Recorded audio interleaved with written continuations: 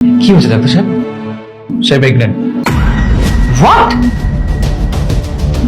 Wow, এর মানে আমার বেবি হবে? আচ্ছা ডাক্তার, আমাকে ছেলে বেবি হবে নাকি মেয়ে বেবি হবে? যদি আমার মেয়ে বেবি হয় তাহলে ওর নাম রাখবো আমি রূপা, আর যদি আমার ছেলে বেবি হয় তাহলে ওর নাম রাখবো আমি কি সূর্য রাখবো। আচ্ছা, নামগুলো কি সুন্দর না? অনেক সুন্দর। আমার খুব পছন্দ। বুঝতে পারতেছেন, সে নিজেই একটা বাচ্চা, আবার ওর নাকি বাচ্চা হবে। এটা নিশ্চয়ই আনন্দের সংবাদ না। সরি ডাক্তার সাহেব, অ্যাক্সিডেন্টলি হয়ে গেছে, কোনো প্ল্যান ছিল না। আর শুনুন, ওনাকে সবসময় যত্ন রাখবেন।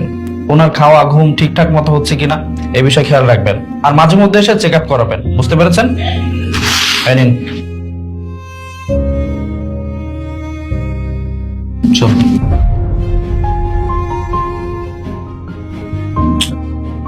এইটুক একটা বাচ্চা প্রেগনেন্ট, কি অবস্থা আল্লাহ জানে কি হয়।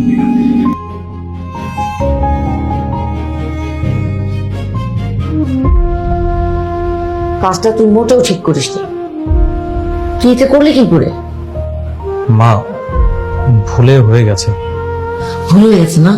তুই জানিস না ওর বয়স মাত্র 13 বছর। 13 বছর বয়সে একটা মেয়ে যদি মা হয় তার জন্য কতখানি বিপজ্জনক তুই জানিস? তাহলে এক কাজ করি, বৌমার পেটের বাচ্চাটা নষ্ট করে দিই। না, একদমই না। আমি আমার বেবিকে মারতে দিব না, এটা আমার বেবি।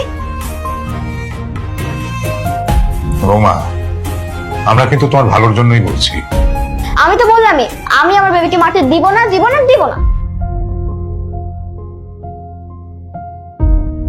সব দোষ এই বদমাইশটার।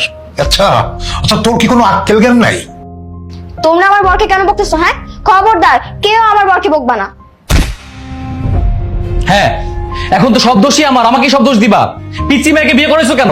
বিয়ে করেছো তোমরা, এখন সব দোষ এখন আমার হয়ে গেছে। হ্যাঁ?